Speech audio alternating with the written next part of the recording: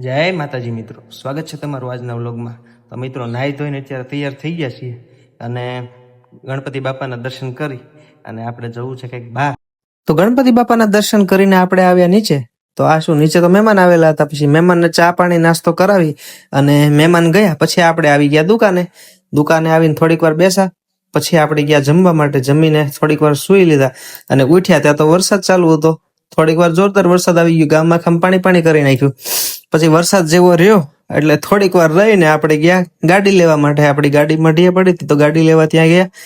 પછી ગાડી લઈને આપણે જવાનું હતું મામાના ઘરે. તો ધીમે ધીમે ગાડી સાફ કરી અને ગાડી લઈને આપણે નીકળી ગયા મામાના ઘરે. મામાના ઘરે નીકળી ગયા, રસ્તામાં કઈ વરસાદ નડ્યો નહીં એટલે વાંધો ન આવ્યો. પછી જેવા મામાના ઘરે પહોંચ્યા ત્યાં તો કાર્તિક અને દેવ બંને મામાના દીકરા આપણી પાસે બેસી ગયા. બંને ભાઈઓ સાથે થોડીક વાતો કરી.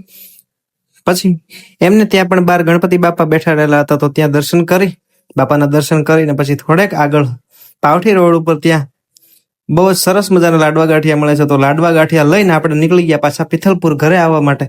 રસ્તામાં થોડુંક અંધારું થઈ ગયું હતું. પછી ઘરે આવીને આપણે ગણપતિ બાપાને થાળ ધરાવીને હવે આપણે જવું છે જમવા.